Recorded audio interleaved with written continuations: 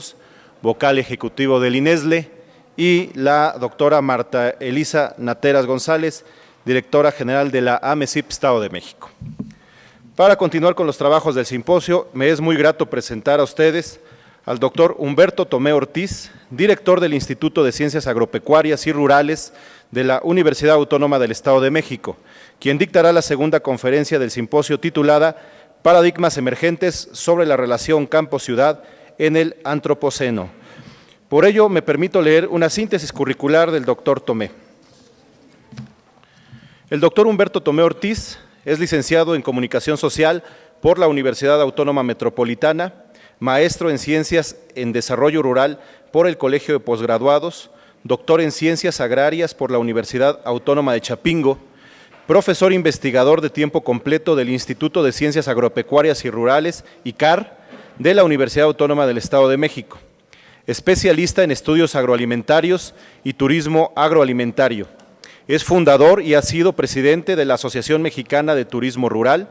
Ha desarrollado investigaciones sobre turismo y sistemas agroalimentarios en diferentes zonas rurales de México, Brasil, Ecuador, Colombia y la Polinesia chilena. Igualmente ha trabajado sobre estudios agroalimentarios de diferentes zonas del centro de México, ha sido responsable técnico de diversos proyectos financiados por el Consejo Nacional de Ciencia y Tecnología, la Universidad Autónoma del Estado de México, SADER y la industria mezcalera. Cultiva las disciplinas de Sociología de la Alimentación, Género y Alimentación y Desarrollo Sustentable. Es miembro del Sistema Nacional de Investigadores Nivel 1, ha publicado más de 200 productos académicos que incluyen libros, capítulos y artículos científicos en revistas y editoriales de prestigio internacional. En el 2022 fue galardonado con el Premio Talento Estado de México en las áreas de las ciencias sociales y actualmente se desempeña como director del Instituto de Ciencias Agropecuarias y Rurales de la Universidad Autónoma del Estado de México. Bienvenido, doctor. Tiene usted el uso de la palabra. Muchas gracias.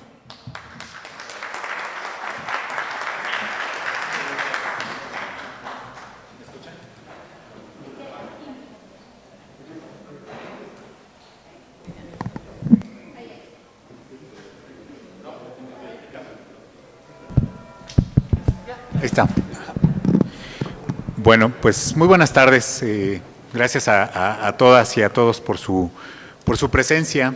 El día de hoy quiero compartir con ustedes algunas reflexiones en torno a tratar justamente de aproximarnos a esta compleja relación que existe entre el campo y la ciudad, ¿no? Estamos acostumbrados a pensar lo rural o lo urbano de manera independiente y pocas veces contemplamos o asimilamos la interconexión, la organicidad que tiene esta articulación entre campo y ciudad, ¿no? Particularmente nosotros como agentes urbanos rara vez reflexionamos al respecto.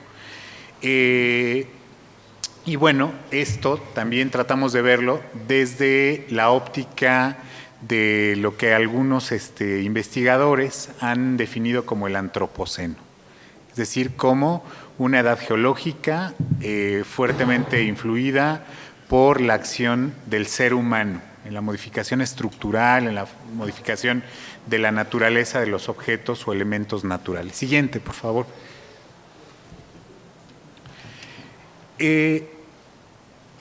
Lo primero que quisiera que pensemos, en lo que me gustaría centrar la reflexión, es en qué es lo paradigmático, desde el punto de vista de la investigación y particularmente de la investigación que se desarrolla en el contexto de los estudios rurales, rural-urbanos o del desarrollo, que son los campos en los que su servidor trabaja.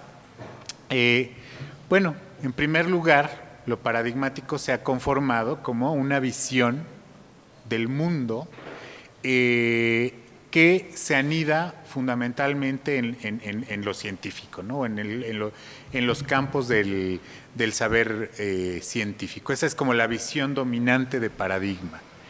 Sin embargo, debemos pensar que en realidad los paradigmas o el concepto de paradigma no deja de ser una concepción que que es polisémica desde el punto de vista histórico y lingüístico, es decir, que podemos entender diferentes cosas por paradigma.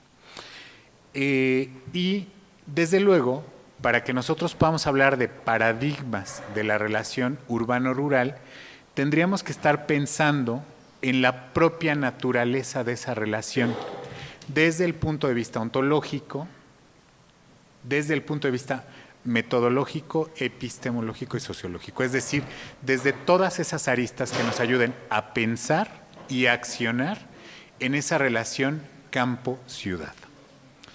Sí,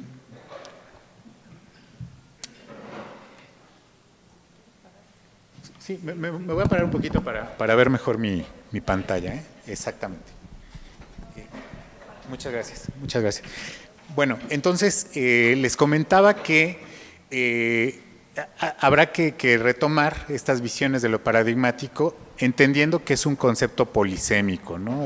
Inestable. Incluso dentro de la propia filosofía de la ciencia, lo paradigmático es un concepto que se tiene que discutir y reconstruir constantemente.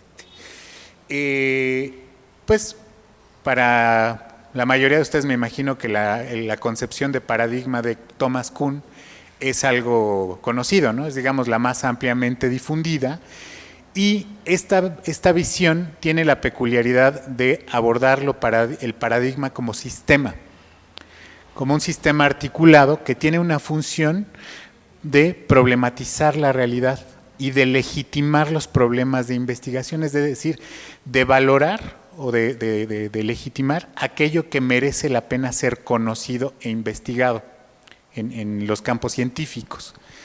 Sin embargo, esta visión de paradigma de Kuhn suele ser muy prescriptiva, ¿no? Es decir, suele elegir esos objetos de conocimiento de manera arbitraria o en función de campos de interés económico, científico, político.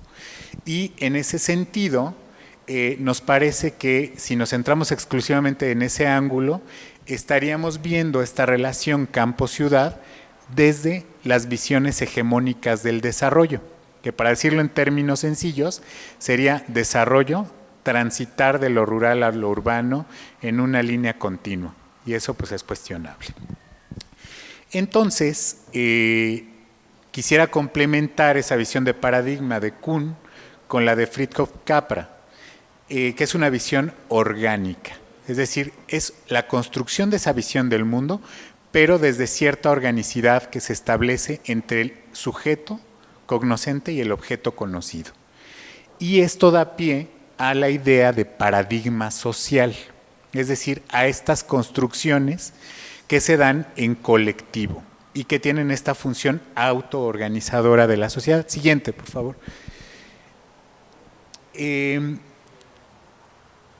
Una vez planteado lo que entiendo o lo que les quiero transmitir como paradigma, me gustaría platicarles por qué antropoceno, ¿no? Ahora que hay tantas edades geológicas que se cambian cada 5 o 10 años, ¿no? Me decía Mario hace un momento. ¿Por qué escogemos esta visión del antropoceno? Bueno, porque el antropoceno nos va a aportar este contexto analítico que nos va a permitir ver los cambios que van a generar los impactos estructurales y funcionales que hay sobre los elementos naturales a partir de la acción del ser humano. Pero no es cualquier acción, ¿no? Es decir, dependiendo del contexto en el que habitemos, dependiendo de lo que hagamos, de la posición social que tengamos, el lugar que ocupemos en la estructura, nuestra acción va a tener diferentes impactos en las estructuras y funciones de los elementos naturales. Entonces, esta visión del antropoceno estaría estrechamente ligada a los procesos de urbanización, ¿sí? Va a tener que ver esa incidencia o esa posible edad geológica generada por la acción del ser humano, no tiene que ver con la acción de todos los seres humanos, sino fundamentalmente con aquellos que viven en entornos urbanos y en lógicas urbanas. Entonces así tendríamos que comprenderlo. El ser humano urbano esa sociedad urbana se va a convertir en un factor de cambio geológico. Y no a partir de múltiples acciones, sino básicamente de cosas muy concretas, como el uso de combustibles fósiles como fuente principal de consumo energético, la devastación sistémica de recursos naturales y la sobreexplotación de recursos hídricos. Esta ecuación es la que nos estaría generando este impacto. En ese sentido, uno de los objetivos de este trabajo es revisitar, o de esta ponencia, de esta reflexión, es revisitar las relaciones entre el campo y la ciudad en el contexto de las crisis concomitantes del capitalismo tardío. Crisis ambiental, crisis social, crisis cultural, crisis económica, ¿no? Hay una convergencia de estos factores, pero destacando al cambio climático como el desafío principal del siglo XXI. Es lo más importante que vamos a enfrentar.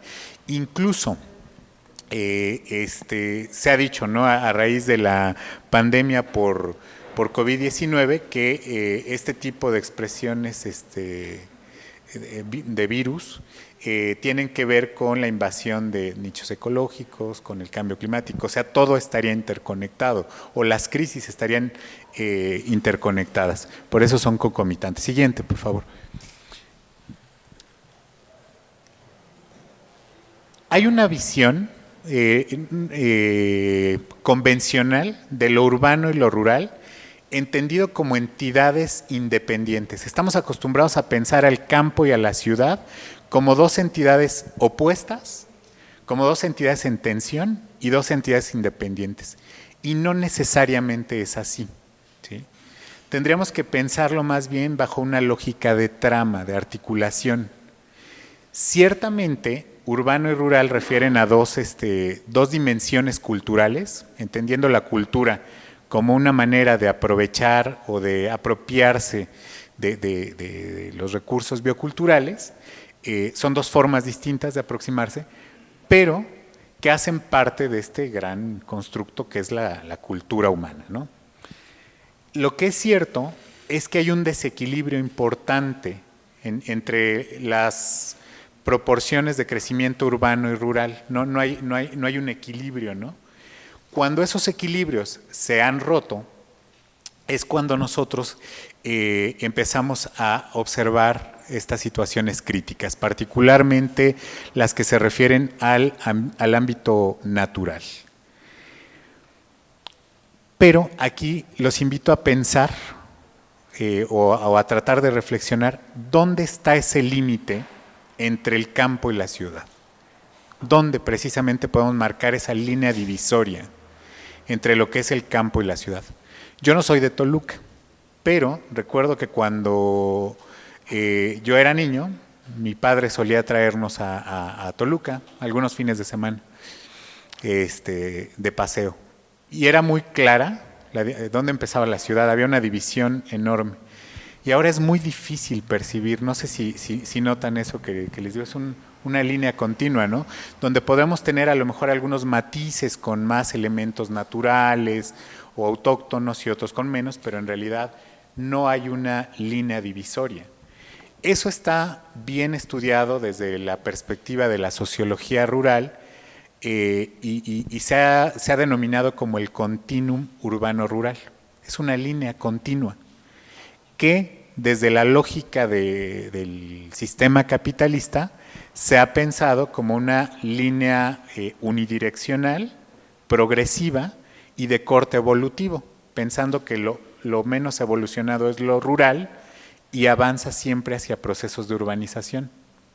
Esto es ampliamente cuestionable, pero eso está implicado en el pensamiento de las personas. De hecho, si ustedes piensan en sus casas, en los espacios donde habitan, seguramente las mejoras que podrían pensar de sus espacios habitables tienen que ver con comprar un aparato más moderno, con poner un piso de tales características. ¿Se fijan? Porque eso está fuertemente imbricado en nuestras ideas y en nuestra conciencia. Este avance progresivo en procesos de urbanización.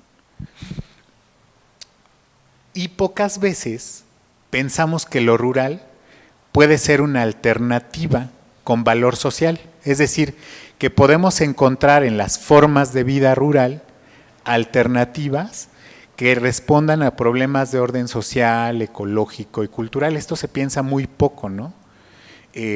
Ahí todavía está muy implantada esta visión del espacio rural o de la vida rural como una forma de atraso, de involución. Y sin duda, han existido importantes innovaciones económicas a lo largo del siglo XXI, es decir, se ha ido revaluando o revalorizando lo rural en el contexto urbano. Les voy a dar un ejemplo muy concreto, la alimentación, ¿no? Los procesos o los fenómenos alimentarios van revalorando cierto tipo de alimentos que carecen de elementos industriales, agroquímicos, ¿no? Por ejemplo, los alimentos orgánicos. Esa es una forma de revalorar procesos y modos de producción de corte rural. Y ahí vemos, por ejemplo, la economía de la calidad, la economía del patrimonio, la economía de la experiencia y la nueva economía alimentaria como ejes de revalorización de las formas de vida rural. Sin embargo, siempre dentro de la lógica del mercado y del consumo diferenciado, muy fuertemente vinculado con las clases medias ascendentes. Eso es muy peculiar. Entonces, hasta lo rural se vuelve un objeto de consumo, ¿no? Y alcanza ese valor de culto, pero por contraste con las formas de vida urbanas. Es por eso. En el fondo no estamos desarrollando innovaciones sociales que nos lleven a pensar en formas de vida más armónicas. Entonces tendríamos que hacer una lectura crítica de si el mercado es un motor de cambio o no lo es, porque todo lo reducimos al mercado, particularmente las personas que habitamos el espacio urbano, siempre lo reducimos a una relación de mercado. Y preguntarnos si ahí hay respuestas. Yo creo que sí, que parcialmente sí. Yo les preguntaría, si hubiéramos o existiéramos más consumidores conscientes, por ejemplo, más preocupados de lo que consumimos, ¿generaríamos un impacto positivo en el mundo, sí o no? Pues yo creo que sí, ¿no? Seguramente sí. Pero no todo se reduce ahí, ¿no? Aunque ciertamente carecemos de mucha información, por ejemplo, ¿cuál es el posicionamiento ético de la empresa a la que le compramos la cerveza o el agua, ¿no? Decidimos en función de esto. ¿Cuál es la afectación territorial que generan esos enclaves industriales en los territorios? ¿Lo sabemos? No, no necesariamente, porque somos una sociedad de consumo desinformada. Ese es un gran problema. Siguiente, por favor. Entonces, decía yo que este desequilibrio entre las expresiones rural-urbana va a ser una gran beta explicativa para las crisis que estamos experimentando actualmente.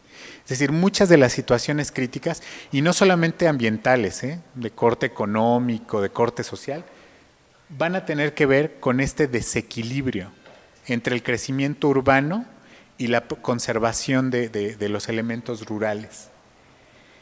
Y ante esas crisis es muy natural que los grupos sociales buscan generar iniciativas, buscan generar acciones de cambio.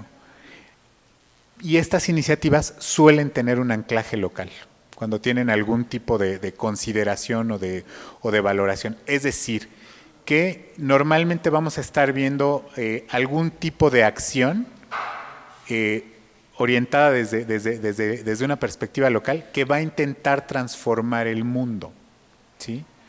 Pero estas acciones son pequeñas, son microtendencias y no logran tener incidencia. Ese es uno de los grandes problemas. O sea, vemos mucha gente buena en el mundo, pero nuestra fuerza es poca, ¿no? Al estar desarticulados. Entonces, eso es importante tener en consideración. Y lo único que nos va a permitir, en todo caso, porque hay muchas dudas al respecto, es sobrevivir al antropoceno, ¿no? O sea, ya parece que no. Estamos con la Agenda 2030 y estamos en el 2000, preocupantemente en el 2022, ¿no? Con muy pocos avances en la agenda de los Objetivos del Desarrollo Sostenible. Es verdaderamente preocupante. Entonces, lo único que estamos haciendo son acciones muy pequeñas que no sirven ni siquiera de modo paliativo, ¿no? O sea, menos aportan soluciones. Entonces, en ese sentido es que hay que pensar esta relación campo-ciudad desde una perspectiva de mayor calado.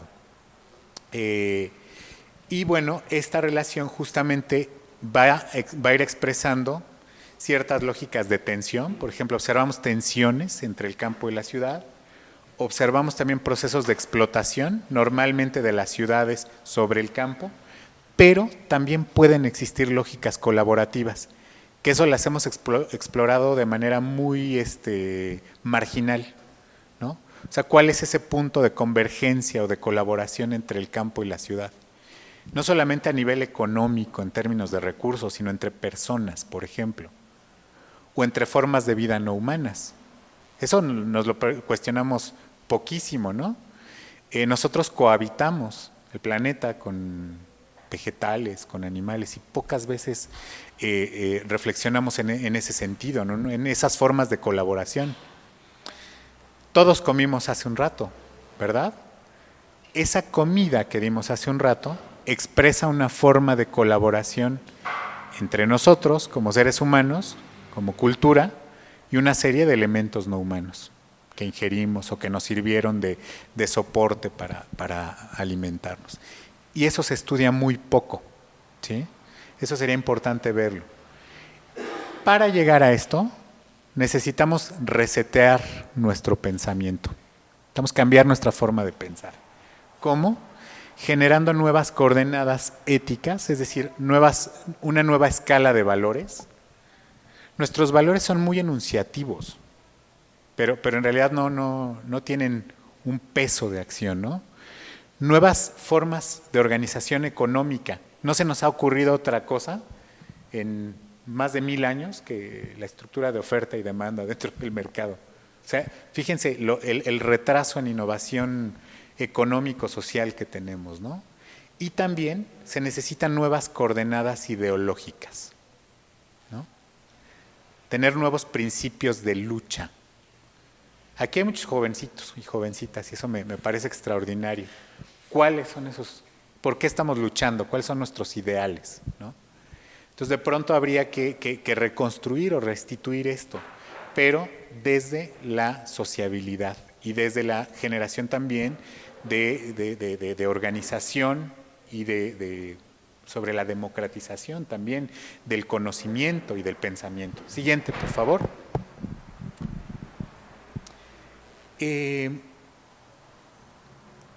Esta relación campo-ciudad la vamos a poder entender también a partir de una serie de distancias y proximidades entre naturaleza y cultura, es decir, lo rural y lo urbano convencionalmente se ha entendido así, qué tan lejos o qué tan cerca estoy entre el polo cultura y naturaleza, ¿no?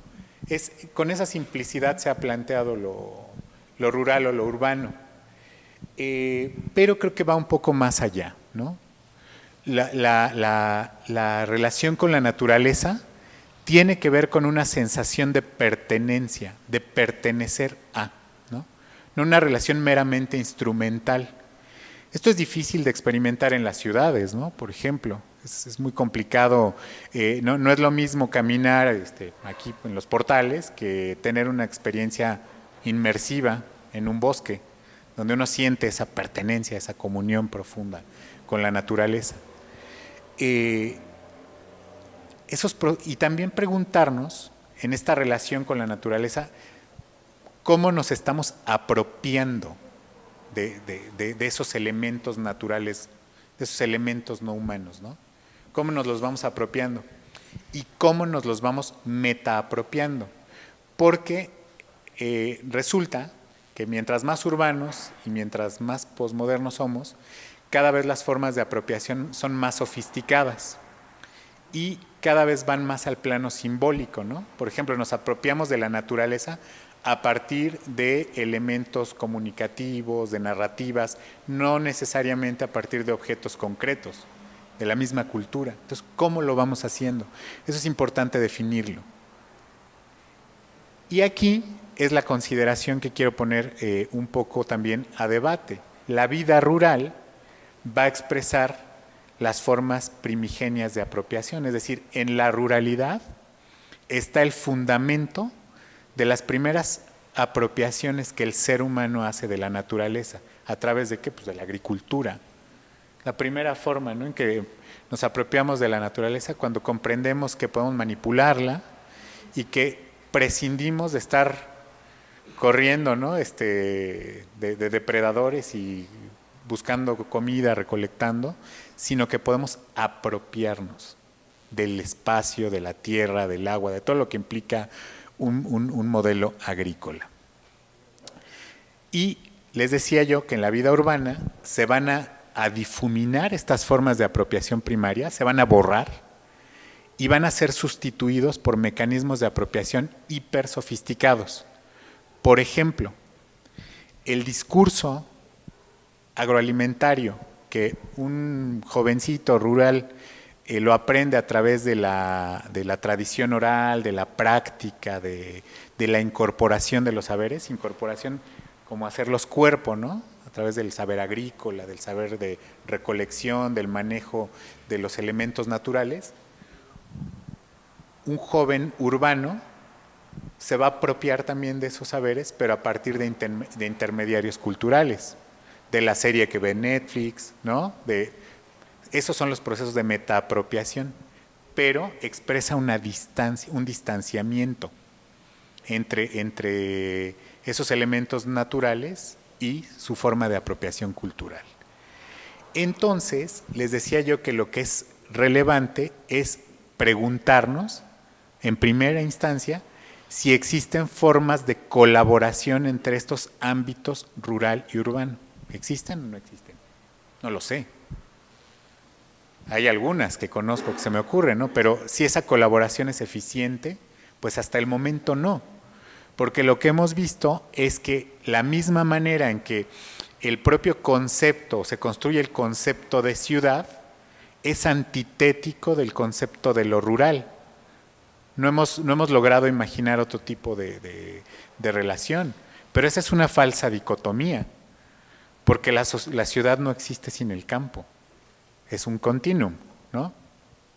No existe en el flujo alimentario, por ejemplo, no existe en el abasto de recursos, de recursos primarios, ¿no? O sea, no hace sentido. Entonces, ¿cuáles son esas formas de colaboración que estamos estableciendo? Finalmente, tampoco podemos frenar de golpe el desarrollo urbano, ¿no? O las formas o la cultura que se ha labrado. Hay visiones radicales, pero eso no existe. O sea, para ser muy concretos, eso sería como aterrizar un avión jumbo así de trancazo, ¿no? Eso no existe. Tenemos que ir bajando poco a poquito. Y no sabemos si va a dar tiempo, ¿no? Porque estamos muy cerca del punto de no retorno. Ese es un problema, pero para eso estamos aquí, para reflexionar en torno a ello. Y lo que pensaríamos, fíjense, más allá del desarrollo, porque a mí este concepto del desarrollo me parece un poco chocante en sí mismo, ¿no?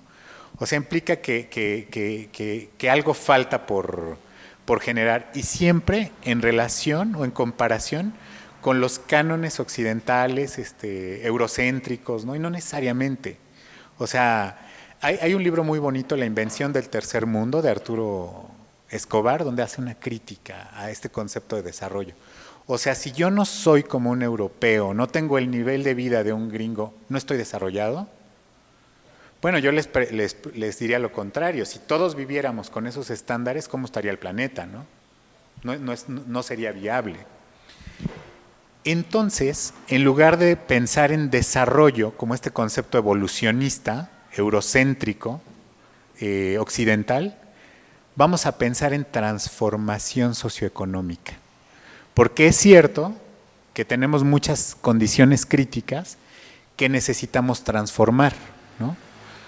En México, pobreza endémica, analfabetismo, violencia, son condiciones que tienen que transformarse, pero no en esa clave de desarrollo sobre el riel del mercado y del capital, ¿no? Habría que pensarlo de otra forma. Y esa transformación socioeconómica tendría que estar en clave de sostenibilidad, sí o sí, ¿no? Sostenibilidad entendida como un concepto amplio, con sus componentes ambiental, económico, social, ¿no? Siguiente, por favor. Entonces, retomando el continuum entre lo urbano y lo rural, esta idea de continuidad y no de esta falsa dicotomía,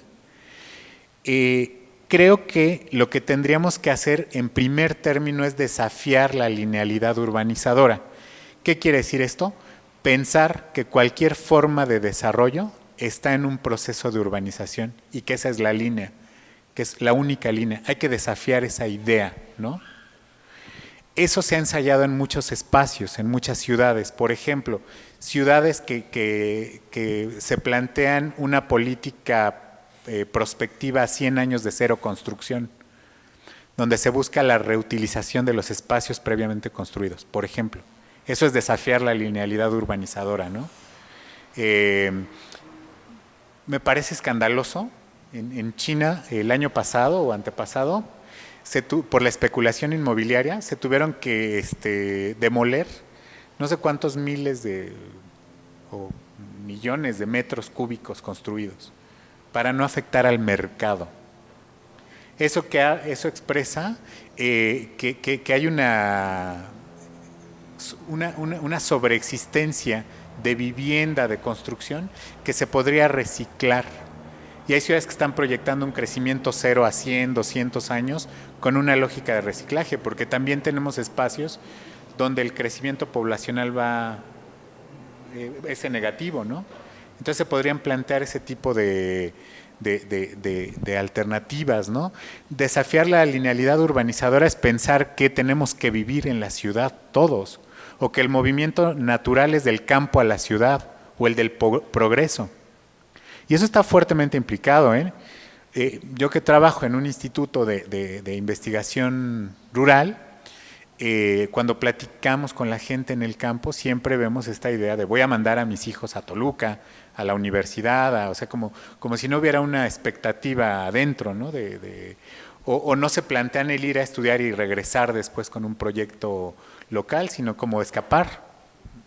Entonces hay que desafiar esa linealidad urbanizadora y haciendo un ejercicio así intenso de imaginación, los invito a pensar en esos procesos politemporales de ruralización.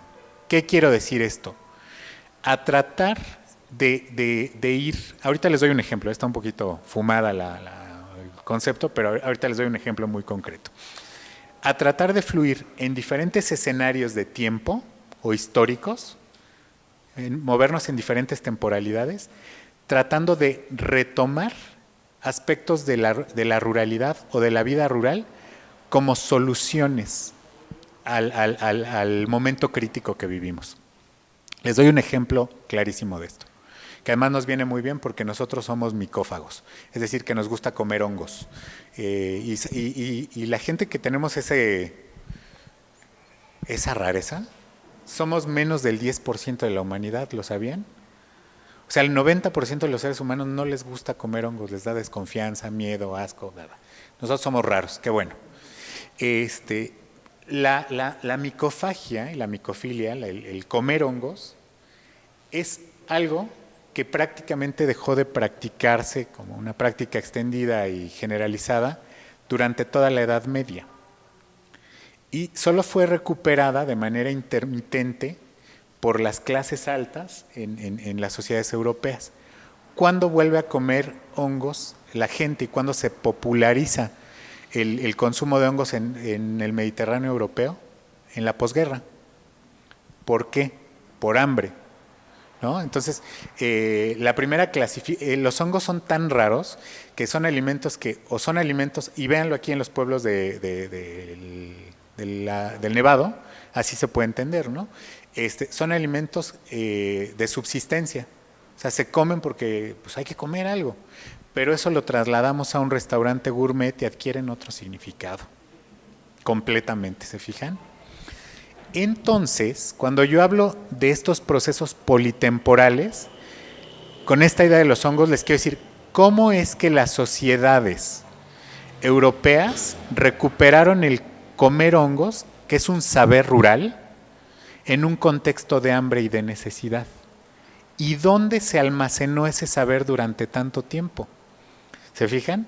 Tenemos una caja de herramientas que no solamente está en línea y hacia adelante, está atrás, está en el pasado y está en otras lógicas de pensamiento, que no necesariamente son las urbanas. A eso me refiero con la politemporalidad. Las ciudades tendríamos que estar pensando en estos procesos o en esta búsqueda de procesos politemporales de ruralización. Y por otro lado, la recursividad rural, el poder también recurrir a tintes, a formas de vida, a prácticas rurales, en la medida en que sea necesario, y no como una forma global de ser, no es convertirse en radical, no necesariamente, porque no es viable para todos, ¿no? O sea, habrá para quien sí, habrá para quien no, sino pensándolo como en posibles expresiones puntuales de esta recursividad rural. A ver, no solamente porque podríamos pensar, a ver, ruralizar la vida urbana, bueno, vamos a poner un huertito urbano, ¿no? en la azotea. Bueno, esa es una obviedad. Pensemos en reconstruir una vida comunitaria con las personas que viven en nuestra cuadra, ¿no? Pensemos en restituir una ritualidad socializadora con las personas en las que cohabitamos en la manzana. ¿Qué celebraciones tenemos en común? ¿Qué necesidades? ¿Qué proyectos conjuntos? ¿Cómo estamos construyendo comunidad? Eso no se hace en las ciudades. ¿Por qué? Porque la forma de vida comunitaria es contraria a la lógica urbana, que es profundamente individualista. Claro, se basa en el consumo, y el consumo tiene que ser individual, ¿verdad? Si consumimos algo entre todos, pues no, tiene que ser, es un acto profundamente individual. Entonces, a eso me refiero con esta recursividad, no solamente en el plano, qué bueno que haya prácticas, ¿no? De repente, no sé si aquí en Toluca exista eso, pero yo he visto algunas ciudades donde está en alguna colonia el último establo y que no se quiere salir, ¿no? El señor del establo. Entonces a las 9 de la mañana abre, yo soy de Texcoco, y en una de las calles principales hay un señor que dice que hasta que él se muera, y su terreno vale una fortuna, pues está en una calle, o sea, desde el punto de vista inmobiliario, o sea, él bien lo podría, eso es cariño y eso es arraigo a su tierra, ¿no? Entonces, diario a las 9 de la mañana, abre la reja, salen vacas, borregos, y ya sabes que es 40 minutos ahí, ¿no? Y no se va a mover, ¿no? Y me parece muy bien.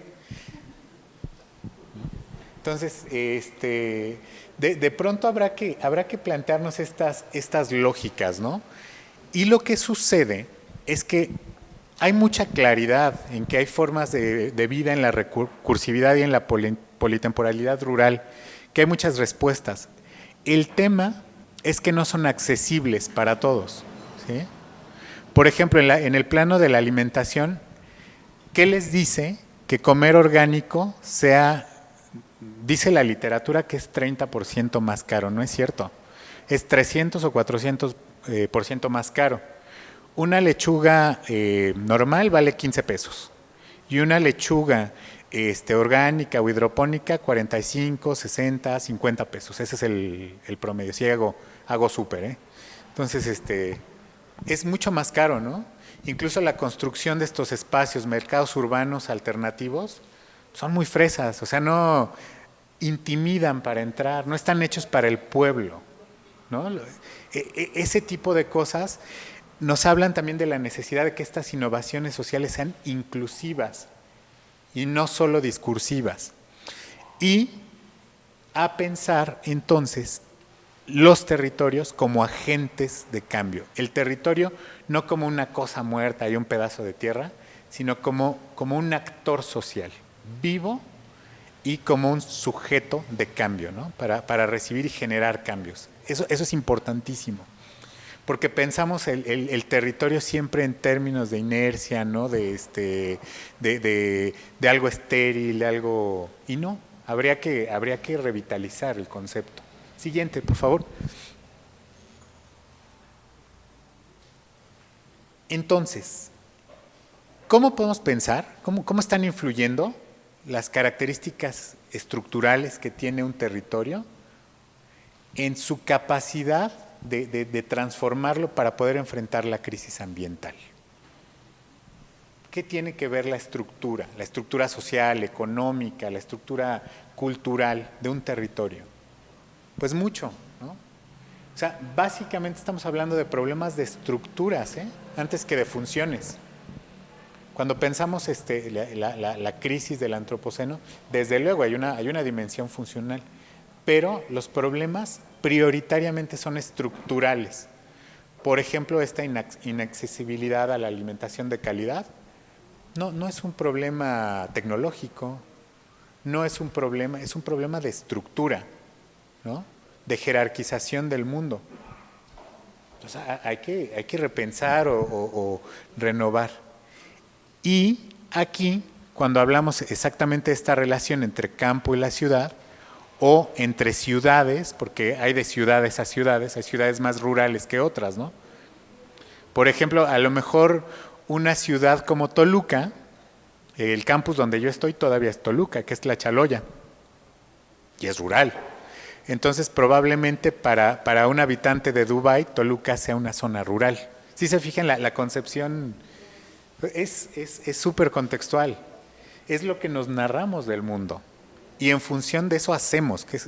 Y eso tiene impactos. Eso es lo que es como para pensarse, ¿no?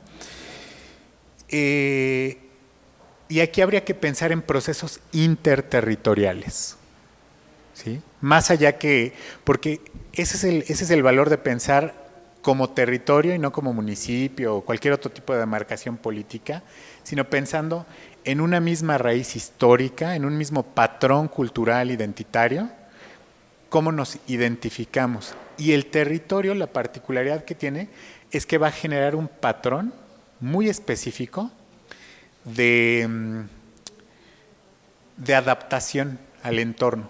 El territorio en sí es un dispositivo adaptativo. Es una entidad que nos permite adaptarnos a un contexto y generar vida, ¿no? Generar vida, reproducir vida. Y en esos procesos interterritoriales, cuando pensamos campo y ciudad, siempre estamos pensando en un proceso de dominación o de explotación, lógicamente de la ciudad sobre el campo. Así lo concebimos, ¿no? De hecho, estas cosas se observan, ya no se dicen porque son políticamente incorrectas, pero se observan. Cuando ven a la señora llegar al mercado, yo nunca he visto a una señora regatear en un Liverpool o en un Walmart, ¿no? Jamás. Pero si encuentran a una recolectora de hongos que normalmente están a ras de piso, eso simbólicamente nos habla mucho, afuera del baño, ¿no? En el mercado, nos habla simbólicamente de cómo se construye ese individuo, ahí sí regateamos, ahí sí hay esa visión, ¿se fijan? Sí persiste esa visión de dominio, de explotación, y realmente hay que romper con esas estructuras jerarquizadas, porque de repente el campo, en muy poco tiempo, sus actores sociales, sus saberes y sus recursos nos van a terminar haciendo un favor a nosotros. En muy poco tiempo, las respuestas. Y entonces hay que pensar no como estructuras jerárquicas, no como pirámides, sino como tramas. Es decir, ese continuum urbano-rural, como campo y ciudad están interconectados profundamente. Y esas tramas tienen sus paradojas. En la ciudad, nosotros generamos la mayor cantidad de impactos negativos contra el ambiente. En las ciudades. Es inaudito lo que hacemos, ¿no? ¿Y saben quiénes pagan más? Los campesinos. Ellos experimentan los efectos del cambio climático de una manera terrible y directa. Y la humanidad somos la misma, seamos rural, urbano, campesinos, somos lo mismo, estamos interconectados. En el momento en el que el flujo de abasto de recursos se corte hacia las ciudades, ahí nos vamos a dar cuenta de lo que les estoy diciendo. Ahorita somos indolentes, ¿no? Con el sufrimiento del campesino, el campesino de temporal, de producción familiar en pequeña escala. Estos retrasos de lluvias, excesos de lluvias, a ellos sí les afectan, sí se quedan sin comer, pierden, ¿no? Nosotros no, porque hay tantas reservas de alimento en el mundo que de cualquier manera nos va a llegar la comida, ¿no?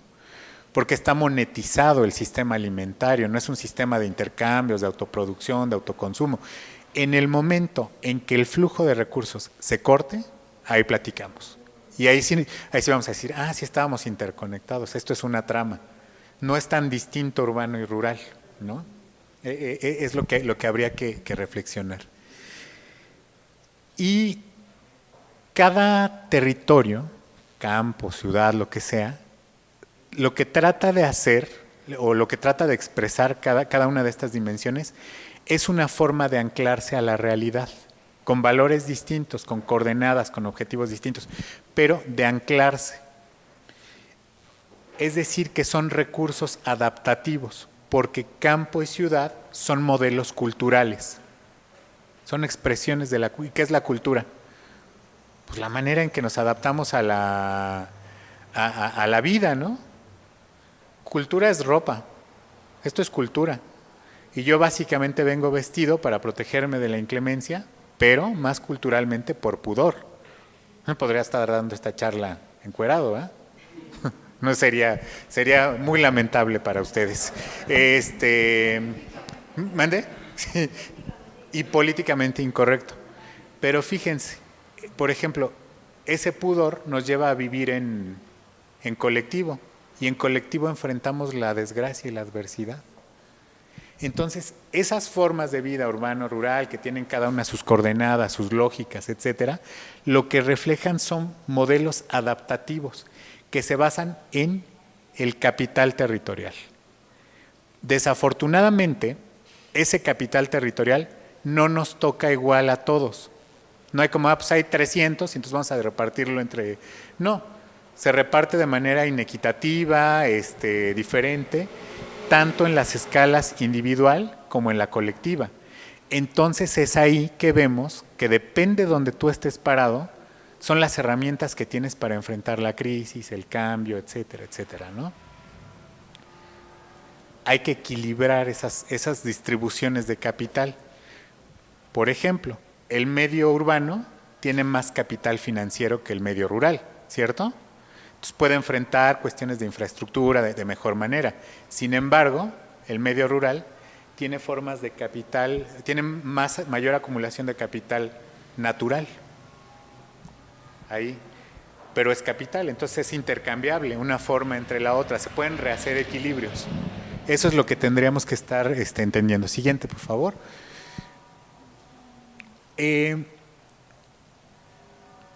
Hay una de las cosas, voy a bajar, estábamos como muy, muy elevados.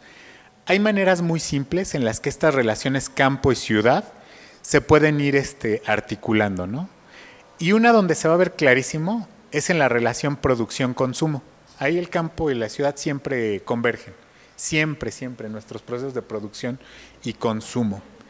Y digamos que hay una nueva generación de consumidores que están más pegados a la tierra, al campo, a lo rural. ¿Qué es lo que estamos observando ahí? Un cambio, una inversión en la escala de valores.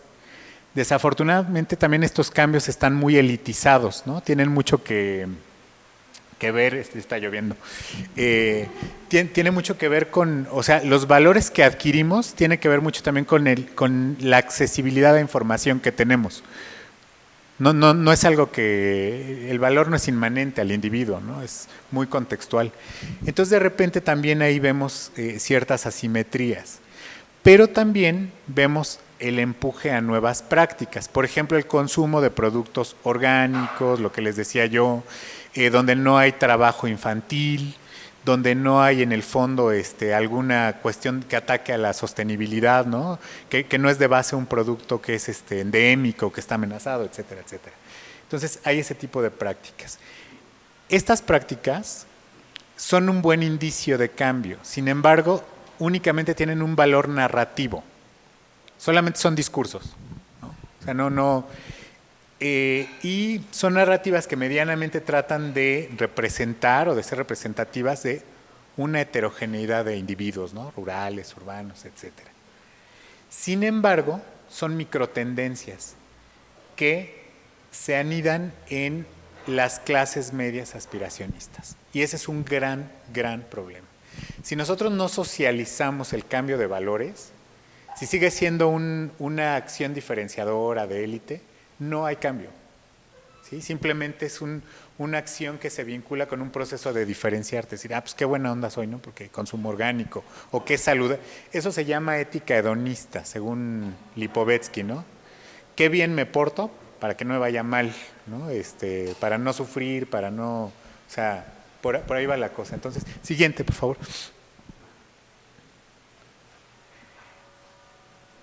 Ahora yo les preguntaría, porque la crítica a estas microtendencias, que son ahorita muy, muy dominantes, ¿no? Incluso en el instituto tenemos una maestría que tiene que ver con esto de localización y consumo diferenciado y demás. Son muy criticables, pero yo les preguntaría, ¿cómo dar batalla si no es dentro del propio mercado? ¿Cómo pelear fuera del sistema? Es un poco, o sea, habría que reflexionar. Yo creo que sí se puede, ¿eh? O sea, yo estoy convencido de que existen formas de acción radical, claro que las hay, pero no esta transformación social que estamos buscando, no generalmente se daría si no es dentro del propio sistema. O sea, el cambio tiene que estar anidado dentro de esa misma escala de valores, porque si no equivaldría a un cambio radical, equivaldría a eso que les decía hace rato de un avión jumbo, bajarlo así de golpe, ¿no? Eso es estrellarse, no es factible. Y desde luego que también estos cambios tienen que ver mucho con agendas internacionales que hay que tomar en consideración. Por ejemplo, pues la agenda de los ODS tiene su parte crítica porque es muy prescriptiva, tiene también sus grupos de interés moviendo, pero por otro lado también vemos que es una orientación valiosa o una brújula importante en términos de algunas preocupaciones universalmente válidas, ¿no? Que son esas preocupaciones sociales que tienen que ver con el ambiente, con la economía, con las personas, con la cultura, ¿no? Sin embargo, muchas de estas prácticas también van a ser cooptadas por el discurso, por el mercado, por la industria de los actores hegemónicos. Ahí les decía hace un rato, ¿no? Una lechuga orgánica, ¿dónde está? O huevo orgánico, que ahora todo el mundo vende huevo orgánico, ¿no? Seguramente todos conocen un compa o una señora que vende huevo orgánico, porque se quedó sin chamba en la pandemia, porque estaba queriendo vende huevo orgánico para comprarse un iPad, ¿no? Claro, un smartwatch. Esos productos están en la gente, pero de repente solo se visibilizan a través de intermediarios culturales en un supermercado o en un mercado controlado por una élite. Esos son procesos de cooptación que también se van dando. Y con esto hay que tener cuidado, ¿no? Porque entonces cambia el sentido de estas transformaciones sociales. La pregunta en cada cambio social, en cada estrategia, sería saber quiénes son los últimos beneficiarios de esta acción. Si no es la sociedad de base, no hay cambio, ¿no? Y normalmente hay discursos muy padres, pero siempre beneficiando a una élite, ¿no? Sea en posicionamiento político, sea en términos de construcción de una industria o consolidación de un mercado emergente, etcétera, etcétera. Siguiente, por favor. Entonces, vamos a recurrir a esta recursividad que nos aporta elementos polisémicos y politemporales, recursividad rural. Todas y todos ustedes tienen un origen rural, rascándole, unos más lejos, otros más cerquita. Entonces, tenemos que acudir a nuestra propia génesis para utilizar esta politemporalidad y esta recursividad rural. está inserta en nuestro ADN, ¿saben? Por eso es que después de no consumirse hongos en toda la Edad Media, cuando en el periodo de posguerra se pudo volver a consumir, porque eso está inserto en nosotros. Y de repente lo hemos olvidado, ¿no? O sea, lo hemos ido dejando a un lado. Importantísimo trabajar con la parte social. ¿Cómo andamos en cuestiones de comunalidad, de sociabilidad, de ciudadanía con un sentido humano, ¿no? Eso es súper delicado y esa es la base rural. ¿Por qué creen que las sociedades rurales valoran lo comunitario o lo tienen en el centro? ¿Ustedes piensan que es porque son más buena onda que nosotros? No. Es un mecanismo de sobrevivencia. Somos iguales. Los seres humanos, donde si naces en China, en el campo, eres igual. ¿No? Solo si naces en Texcoco si eres más gandalla. ¿No? Pero somos iguales esencialmente. Simplemente la comunalidad es un dispositivo nuevamente que le permite a la gente sobrevivir, ¿no? El actuar en conjunto, la mano vuelta, la reciprocidad entre las personas, ¿no? Eso nos ha permitido durante cientos y miles de años seguir aquí. Y eso es lo primero que tendríamos que trabajar, porque somos una sociedad profundamente dividida, con muchas cuestiones. Hay que trabajar alguna tecnología emocional y social también, ¿no? Innovación emocional e innovación tecnológica, innovación social, perdón. Eso es importante. Y ha habido pocas innovaciones sociales, a lo largo de la historia moderna. Hay que preguntarnos, porque ese es nuestro referente de ruralidad, ¿qué pasa con las sociedades rurales del sur global? No es lo mismo. Esas sociedades sí están enfrentando una serie de dificultades tremendas, ¿no? Presiones muy, muy fuertes del sistema económico, por la lucha de sus recursos, por las propias expresiones de la crisis ambiental. Entonces hay que trabajar con ello.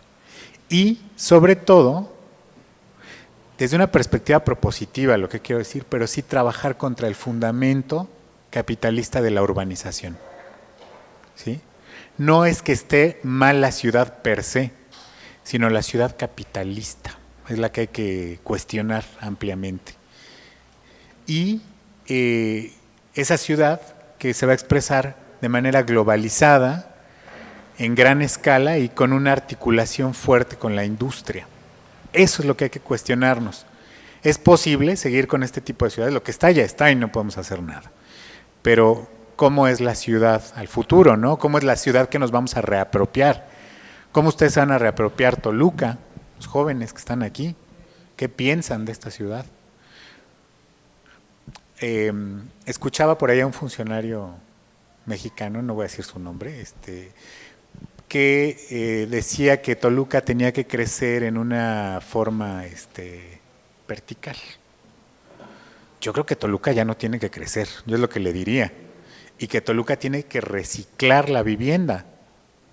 Todos estos fraccionamientos de interés social que han construido en donde nadie quiere ir y donde es súper difícil porque está lejos de la chamba, etcétera, etcétera. ¿Han visto la cantidad de casas vacías que tienen? ¿Hay un censo de las habitaciones subutilizadas, de la vivienda subutilizada en Toluca? No. Y seguramente es mucha. Y estamos pensando en crecer. Es absurdo. Eso es ir contra el fundamento capitalista de la urbanización. Y una cosa que quisiera también dejar, es muy referencialmente, pero para que lo piensen, la consideración de las formas de vida no humanas. Siempre es desde nosotros, para nosotros, por nosotros, pero cohabitamos. Hoy te comiste una lechuga. Bueno, esa lechuga también necesita unas condiciones para crecer, para desarrollarse, y encontrar esa lechuga, cortarla y saber que te la puedes comer y no te vas a morir. Eso es un encuentro entre naturaleza y cultura. Parece algo muy simple y tonto, pero es un encuentro que se ha labrado a lo largo de miles de años. ¿Ya ven que todo está en ustedes? ¿Que el fundamento está en nosotros? Así es, lo traemos inserto. O sea, de pronto lo que hay que hacer es cambiar las coordenadas. Siguiente, por favor. Creo que nosotros podemos utilizar una ruralidad recursiva como una acción política. Es decir, adoptar lógicas rurales en nuestra forma de vivir como una forma de actuar políticamente. Voy a ver cómo ando de tiempo. ¿Tengo todavía un momentito? ¿Unos 5 minutos? Ok, para ir cortando. Bueno, a ver, a partir de nuestras acciones, y sobre todo si esas acciones están cimentadas en nuestro ADN o en nuestra genealogía rural, porque de esa manera vamos a tener anclaje verdaderamente. No es ir a un pueblo y querer copiar, no, vamos a recuperar lo de nuestras abuelas, de nuestros abuelos, porque esa es la manera de verdaderamente anclarte, que tenga una identidad el cambio. Puede suponer, por ejemplo, apoyar esa producción familiar o estimularla en pequeña escala, como una forma de resistencia, ¿sí? ¿Qué estamos haciendo para resistir, no? Digo, yo me puedo echar super discurso y saliendo ver si pido un crédito para comprar un coche de 8 cilindros. Y eso hacemos todos. Ese es el problema, ¿no? Que todos estamos en el debate, en la onda, pero realmente si esto lo vemos a nivel de congruencia, no la hay, no existe. Entonces hay que empezar a trabajar, creo que desde estas pequeñas acciones. Construir capital social, ya hablé mucho de ello. Redefinir agendas políticas, eso es importante, ¿no? O sea, ¿qué es lo importante? ¿Cómo ordenamos prioridades? ¿Se acuerdan cuando estaba el punto álgido de la pandemia? Y toda la gente era súper padre. Toda la gente era buena onda, bien consciente, súper solidaria. En cuanto dijeron que podíamos salir a la calle, la gente corrió a las plazas a comprar cosas y ¿no? Nada. O sea, se nos olvidó muy fácil. Y acabamos de pasar, pues yo creo que todos los que estamos aquí parados, o sentados más bien, yo solo estoy parado, ustedes que pueden, todos los que están aquí, creo que es la experiencia más trascendente de nuestras vidas, lo de la pandemia. Vean, andamos con el cucurucho todavía, que es insufrible. Bueno, pero ya se nos olvidó, ¿no? O sea, toda esa conciencia ambiental, y entonces veamos, por ejemplo, la calidad del aire en la zona metropolitana del Valle de México, lleva 3 meses que... Y nosotros no vivimos allá, pero seguramente si se fueran unos 2, 3 días regresan enfermitos. O sea, no estamos acostumbrados también a eso, ¿no? Sí creo que es importante caminar en un sentido antiglobalización, súper importante, o sea, o diría una globalización selectiva. Yo podría decir eso, porque también hay muchas cosas de la lógica global que nos benefician en términos de educación, información, etcétera, ¿no? Pero no en el consumo, por ejemplo. Evitar la globalización consumista. Es increíble, ¿no? Por ejemplo, ahorita pues todos los chavitos van y se meten a un Zara, a un Pull&Bear, a un Bershka, a una de estas tiendas, y entonces todos los millones del mundo de chavitos están vestidos igual y están comprando ropa que igual explota niños en Indonesia y que igual contamina agua. Entonces, cuando eso se escala, ese es el problema. Hace rato decíamos, no todos tenemos responsabilidad igual en en la crisis ambiental. Sí, sin duda, no todos. Pero la clase media, como tenemos capacidad de consumo, sí tenemos una responsabilidad enorme, porque esa se escala, aunque sea poquito, aunque seamos clase media fregada, nuestra capacidad de replicabilidad y de escalar el impacto ambiental es terrorífico. Entonces ahí es donde podemos contribuir, ¿no? No ser globales. Bajarle a la escala y bajarle a la velocidad también. Lo pequeño tiene su encanto. ¿Cuánto ocupan de sus casas? ¿Tienen una sala donde nunca se sientan? ¿Tienen un comedor que nunca ocupan y siempre están en el desayunador de la cocina porque ahí se sienten a todo dar, codo con la familia? Sí, ¿verdad? ¿Por qué tenemos esas casas que son espacios no habitables? Hay que bajarle a la escala. ¿Por qué traemos una camionetota si nomás vamos nosotros? O un cochizote, ¿no? ¿Por qué? Y también hay que bajarle a la velocidad. Ya no lo voy a decir porque con esta lámina termino, pero hay que bajarle al ritmo. No estamos disfrutando la vida. Estamos mal, ¿no? Yo llevo como 4 días comiendo un sándwich en la oficina, porque tengo una reunión y otra, ¿no? Así. Oye, necesitas restituir tu organismo, necesitas regalarte una o un par de horas para comer, para reposar la comida. Necesitamos leer despacio, reflexionar lo que... No leer compulsivamente, ¿no? Ahora que hay tanta información. Entonces, también lo lento tiene su importancia. Proteger a la biodiversidad y pues revalorar los saberes, ¿no? Tradicionales. No desde una perspectiva esencialista, ¿eh? No les estoy diciendo que si traen una bronca de salud se pongan agujas. O sea, eso es ser incoherente. Está bien si te sirve, si te relaja, pero no atiendes algo así, ¿no? O sea, por eso los equilibrios, ciencia y tradición, urbano, rural, o sea, porque no podemos negar estas dos aristas que tenemos. Con eso quiero cerrar, ¿no? Quitar esta idea de que también urbano es malo, rural es bueno, rural es atrasado. No, nosotros somos esa dualidad, así somos, por lo menos los que estamos aquí, y en esa lógica tendremos que reconstituir con equilibrios. Entonces, si las agujas te hacen sentir a todo dar o el tecito te funciona, no pasa nada.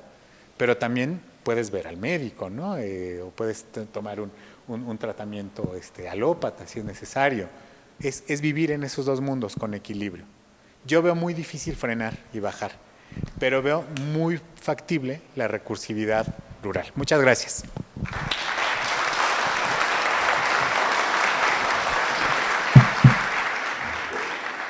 Muchas gracias al doctor Tomé. Vamos a dar paso, por obvio del tiempo, solamente a 3 preguntas. La misma mecánica de la mañana. Quien quisiera hacer algún cuestionamiento al doctor, levante su mano, le acercamos el micrófono. Los dejé mudos. Hay una, por favor, allá. ¿Alguien más?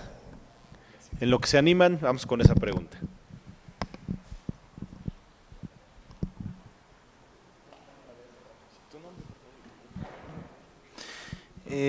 Bueno, con respecto al desarrollo urbano que planteó, un revés, o sea, revertir este efecto que ya lleva décadas de tener esa idea de que el desarrollo es así, urbanístico, por así decirlo, ¿no? Un ejemplo claro sería, por ejemplo, los autos particulares, cómo las ciudades fueron creadas y diseñadas para utilizar autos como si fuera la única forma en la que, o la forma más eficiente en la que uno se puede transportar, siendo que pueden, no sé, o sea, diseñar ciudades con transportes colectivos. Pero esto ya es un efecto que lleva décadas.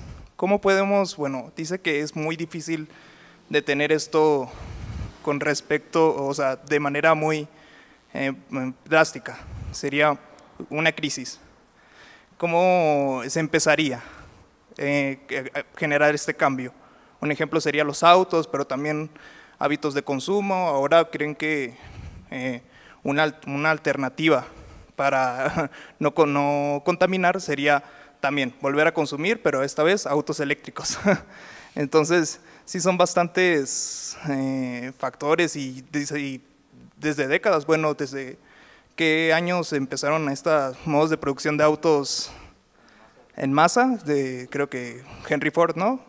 Entonces, ¿cómo se empezaría a generar esta clase de cambio? Bueno, ¿Contesto? Bueno, primero te felicito por tu pregunta, es muy profunda y muy interesante, ¿no?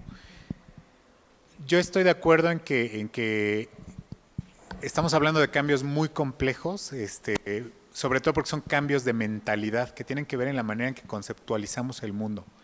Sin embargo, creo que ustedes, los jóvenes, y las jóvenes son quienes dan muestra de que esos cambios de mentalidad son posibles, ¿no?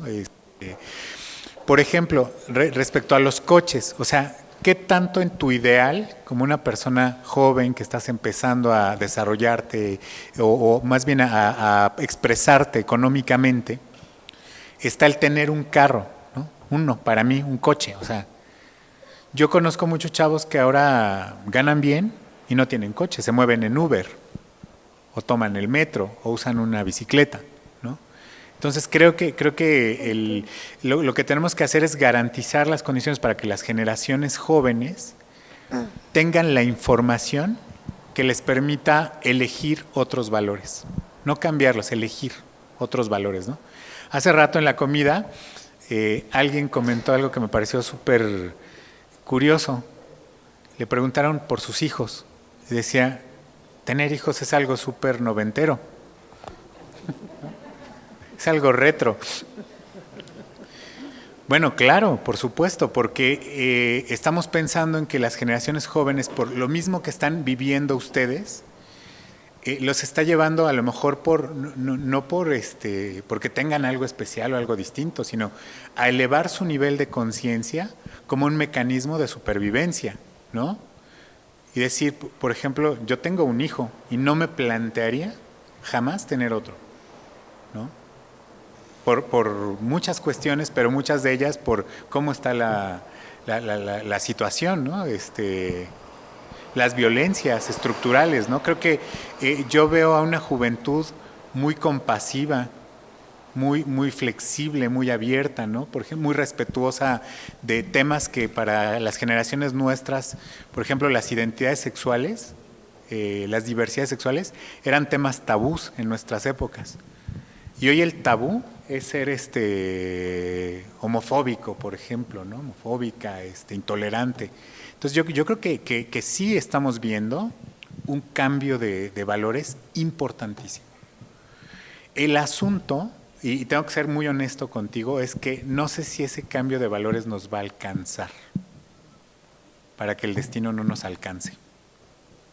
Y lo dudo, ¿no? O sea, en eso también hay que ser muy directos porque así como hay jóvenes conscientes, que también ustedes son una minoría, son universitarios, ¿no? O sea, eso es un privilegio, es un porcentaje chiquitito, no están así todos, no está así toda la sociedad. Entonces de pronto también creo que tenemos que ser como más contundentes con los mensajes, porque si no tomamos acciones más concretas, más radicales, por ejemplo del consumo. O sea, lo que les decía, ya no hacer esas casas con sala, comedor, o sea, no, hazte una recámara y un lugar para comer y ya, ¿no? O sea, es pensar en estas formas más, o reciclar la vivienda, no usar coche, o sea, viajar. Eso está súper, súper anclado en el, pues en las aspiraciones del individuo. Yo creo que deberíamos de tener derecho, una vez en la vida, hacer un viaje así de largo alcance por el impacto ambiental que esto supone, y que viajar tendría que tener mucho ese sentido que tenía el viaje en la Edad Media, ¿no? El viaje interior de reconocimiento y más a las proximidades. Creo que por ahí, o sea, tenemos que hacer vidas más significativas porque son vidas indolentes, ¿no? Pues como ahora todo el mundo se puede subir a un avión, entonces no hago conciencia de lo que eso impacta. Y no sé si nos va a alcanzar el tiempo. Si la gente no lo tiene conceptuado, no tiene esa claridad, no va a haber cambio, porque hay gente que sigue todavía súper montada en el tren al desfiladero, ¿no? O seguimos, porque yo traigo un celular, no soy tan radical, ando en coche, ¿no? Quizá la semana pasada pensé en cambiarlo, o sea, ¿sí? Y estoy hablando de esto. También tendremos que ir no sé si habrá una especie de psicólogo colectivo que tratara esa esquizofrenia, o un psiquiatra colectivo, esa esquizofrenia de nuestra sociedad, ¿no? Decimos una cosa y caminamos en otro sentido. Muy interesante tu pregunta, ¿eh? Me deja pensando. Doctor, pues agradecerle que esté con nosotros y muy reflexiva toda esta ponencia que hoy nos presenta. Yo me ponía a pensar en las imágenes que de repente te pasan de algunos lugares con jardines y campos muy grandes de otros países y te dan ganas como decir, a mí me gustaría vivir aquí, y luego ves otra foto y dices, no, en Holanda, en Irlanda y todos los paisajes de España, y de repente ves que en México existen paisajes muy similares, pero que no valoramos y no lo anhelamos porque estamos adaptados a esta ciudad, ¿no? Y también reflexionaba en lo que decíamos, que a veces pareciera que nosotros les hacemos un favor al consumir al sector del campo, y cuando llegamos a algún lugar de repente les estamos como haciendo el favor de comprarles, cuando ellos están haciéndonos el favor de mantener todavía viva esa esencia de nuestro México, ¿no? Entonces sí es un tema de mucha reflexión. Y yo pensaba, ¿cómo poder cambiar? A veces, precisamente lo que decía, ese chip entre lo que a mí me gusta y me hace falta, con lo que creo que a otros no. Porque a veces, decíamos ahorita, mi necesidad es muy diferente a la de alguien. A lo mejor alguien dice, yo soy muy ecológico porque hay una bicicleta. Y yo digo, no, pues yo si me vengo de bicicleta de la ciudad para acá, no llego. Pero para otros, a lo mejor el traer un iPhone es lo primordial porque a lo mejor es un medio hasta de oficina. Entonces, a veces las necesidades se vuelven ya como también psicológicamente algo justificable. ¿Y cómo cambias ese chip, no? ¿Cómo puedes hacer para realmente, decíamos, que lo que yo creo que a mí me hace falta, a lo mejor a otro no, y cómo él va a justificar el por qué trae lo que él utiliza y yo justifico lo que utilizo, pero que quizá no estamos dispuestos a sacrificarnos por un cambio, ¿no?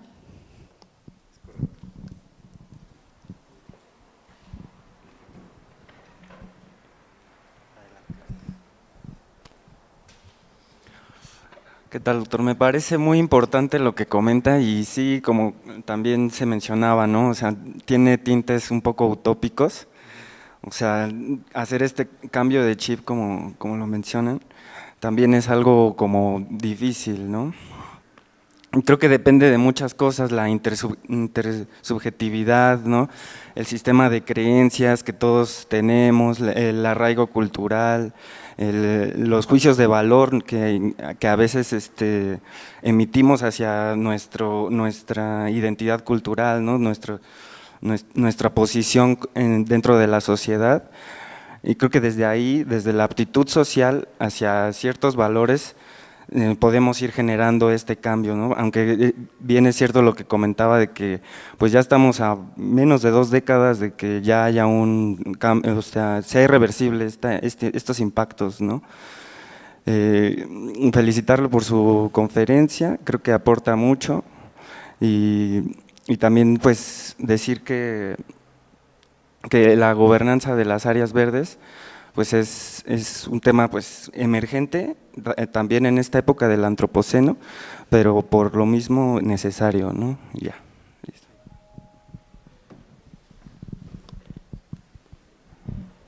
Muchísimas gracias, pues con esto concluimos la participación del doctor Tomé y le pedimos tanto a la doctora Marta Nateras como a la maestra Selene que sean tan amables de dirigir unas palabras para entregar el reconocimiento.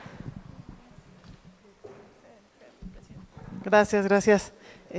Doctor, pues mira, nosotros te agradecemos mucho las palabras que nos acabas de obsequiar, pero sobre todo creo que nos dejas una tarea a todos, ¿no? Es una tarea, lo han venido planteando, yo no, todos han venido planteando que es una tarea colectiva que nos lleva a mucha reflexión, pero como dices tú, ojalá que el tiempo nos alcance. Y el destino no nos alcance, ¿no?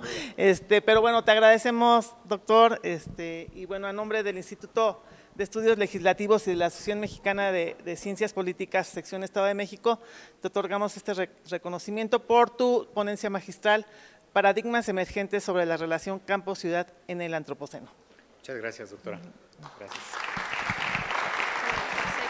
Felicidades. Muchas gracias.